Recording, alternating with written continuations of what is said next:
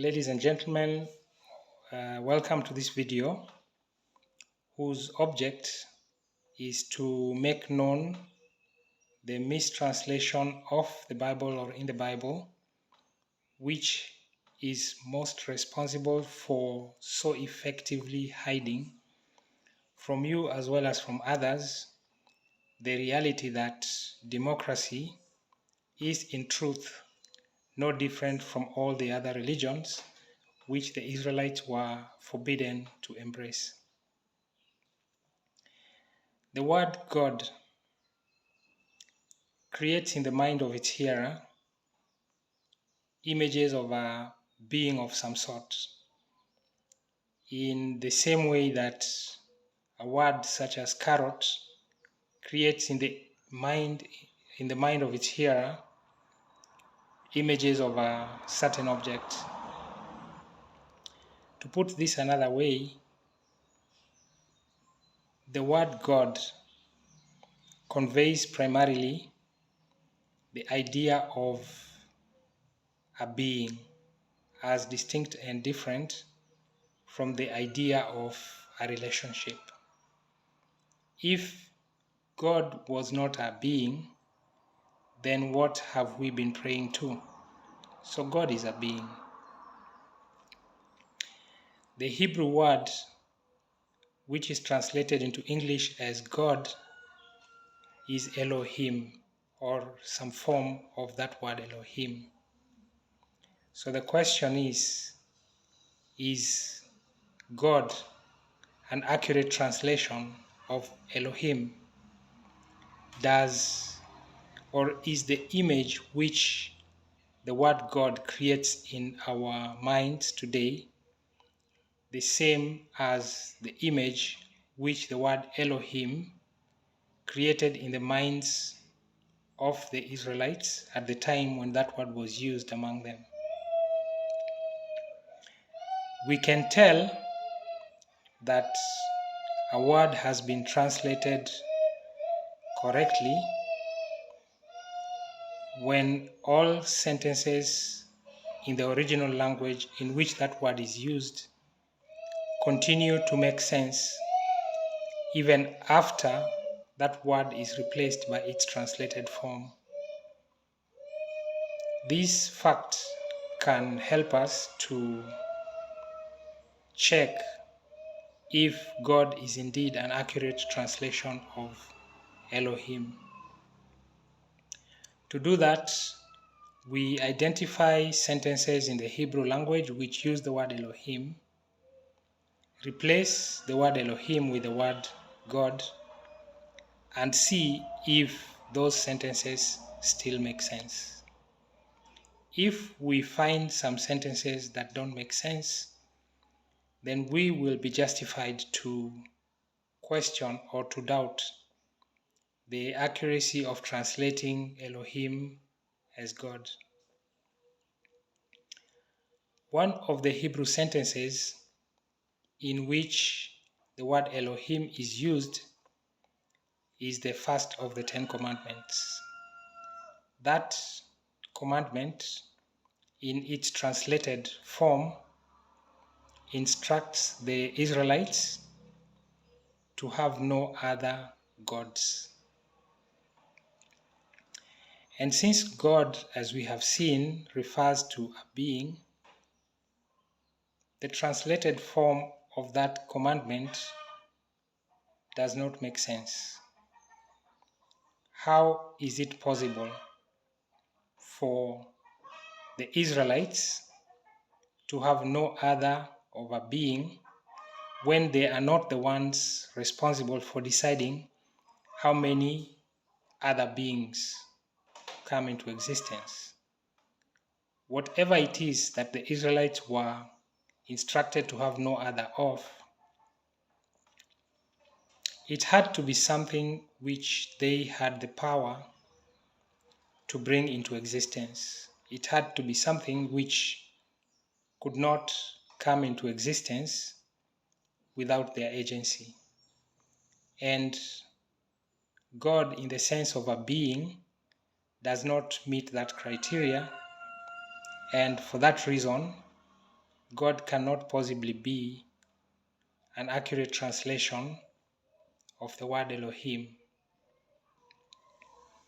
In Deuteronomy chapter 10 verse 17, no less than Moses himself, a man who spoke face to face with the Elohim of the Israelites, Moses is recorded as informing the Israelites that their Elohim is also the Elohe of the Elohim. So if God is a being, this would translate pretty much like the Elohim, or the being of the Israelites, is also the being of the beings. I don't know exactly how to translate that. Basically, what I'm saying is that the notion of Elohim being a reference to a being primarily does not make sense. Renders that sentence, that statement by Moses, as making no sense. The difficulties which arise from equating Elohim to a being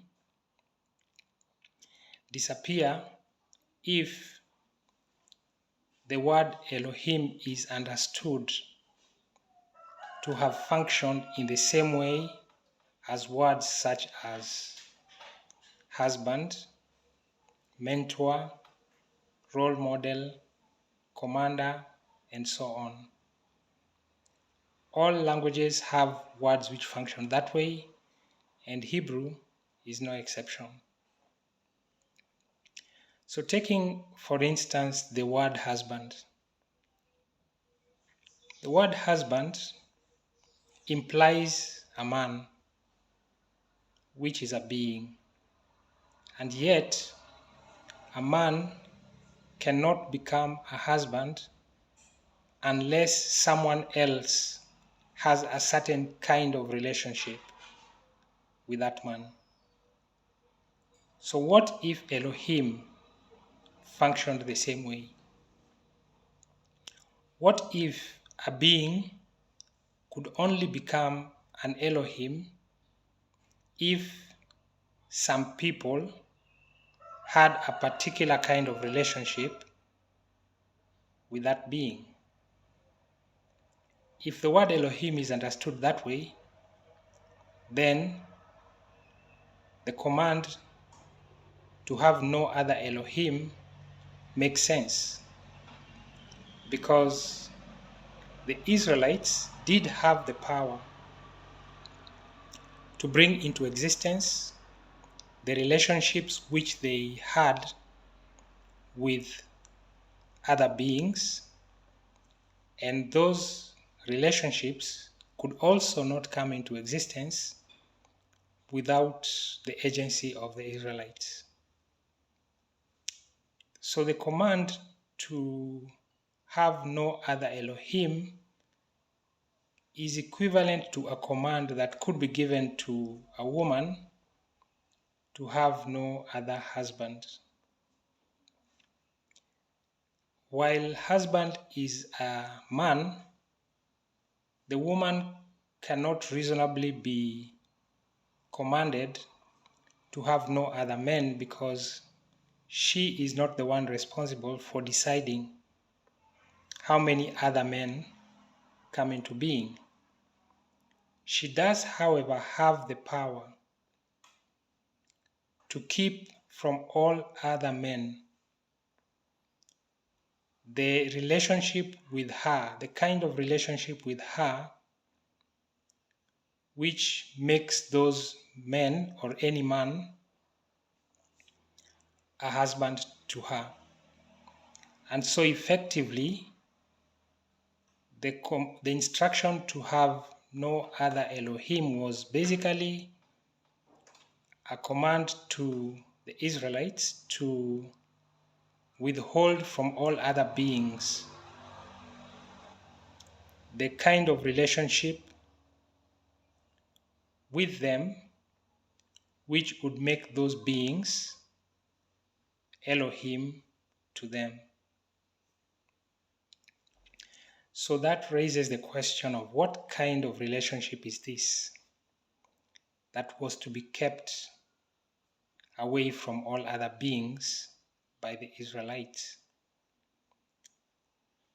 The analogy of husband and wife can help to shed some light on at least one particular characteristic of that kind of relationship. It is very difficult to have with someone who is not a man the kind of relationship which makes that man a husband. And for that reason, or let me put it this way, it is very difficult to have with someone who is not a man the kind of relationship which makes a person husband to another. And for that reason, most husbands are men. So when we notice that the word Elohim, when used in the Hebrew, almost invariably refers to a member of a class of beings that is not human, it may reasonably be inferred that the kind of relationship which makes one being Elohim to another must have been very difficult to have between a human being and another, or a group of human beings and another human being. And that may be the explanation as to why the Elohim almost invariably were members of a different class of being. But the word Elohim itself does not refer to the being as much as to the relationship existing between the being and people or another being. And that is the only way that one can explain the fact or the statement by Moses that the Elohe of the Israelites, the Elohim of the Israelites, was also the Elohe ha Elohim, meaning the Elohim of the Elohims. So what kind of relationship then is this that makes one being Elohim to another? It has to be the same kind of relationship which the Israelites had or were required to have with the giver of the Ten Commandments. We know that is so because in those very commandments, their giver identifies himself as the Elohim of the Israelites.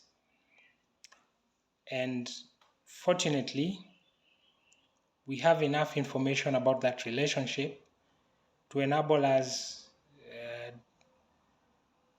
derive certain characteristics which would be common to all Elohim type relationships.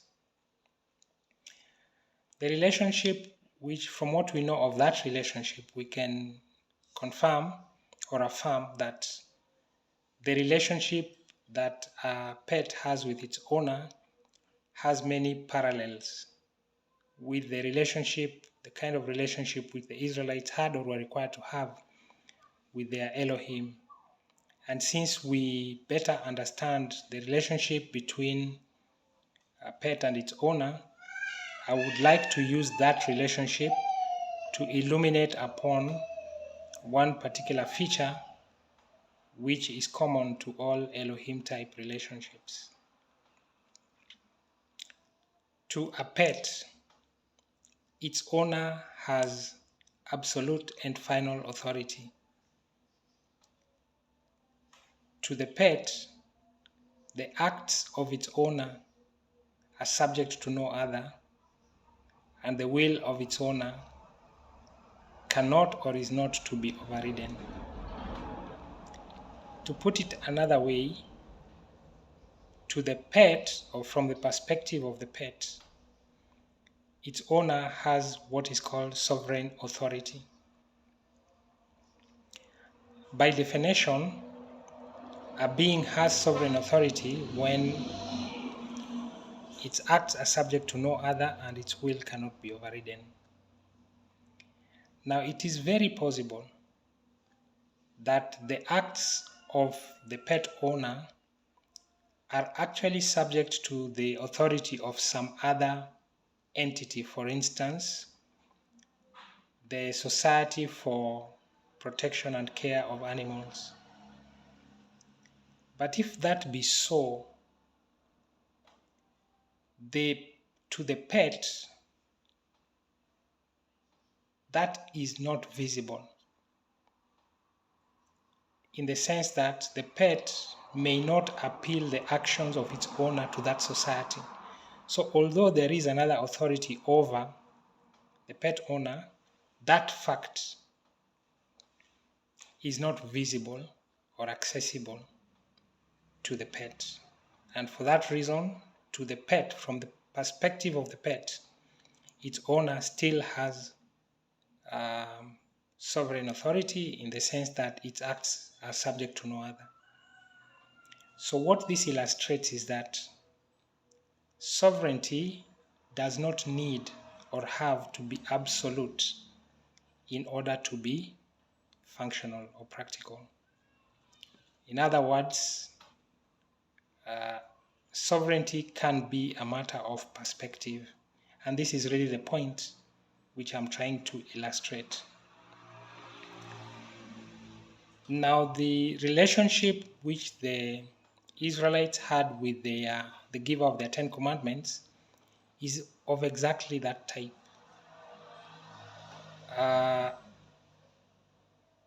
A being is Elohim to another,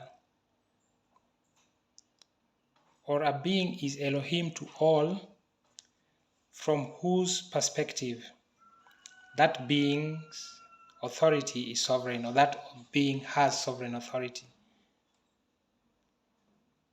And the relationship between the Israelites and their Elohim was expected to be exactly that way. To the being which is subject to another, the pronouncements of their Elohim are final and unquestionable.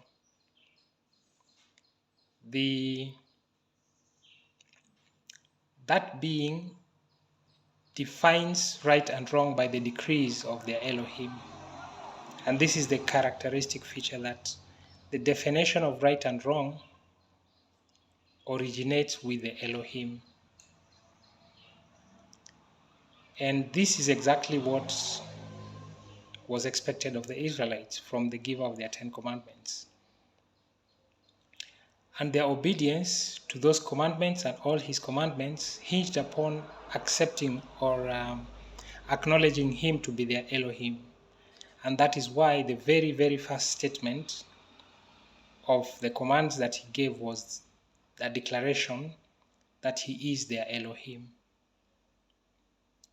So the more perhaps accurate translation of the word Elohim would have been, in my opinion, would have been sovereign. That fits much, much better than God. And sovereignty is itself as well a term of relationship, because there cannot be sovereignty without reference to the one in the perspective, or from whose perspective the acts of that being are subject to no other. It works only in the sense, in a context of a relationship, exactly the same way that Elohim works in the same context of a relationship. And another sort of validation of this interpretation is the fact that somewhere in the Bible, the Elohim of the Israelites says that he let the other peoples of this world be subject to other Elohim, but chose the Israelites to be subject to him, even though he is the Elohim of the Elohim. So it's equivalent to a company like, for example, Total, the petroleum company, which has many filling stations operated by different people or companies under its authority, but which decides to retain some filling stations under its direct management.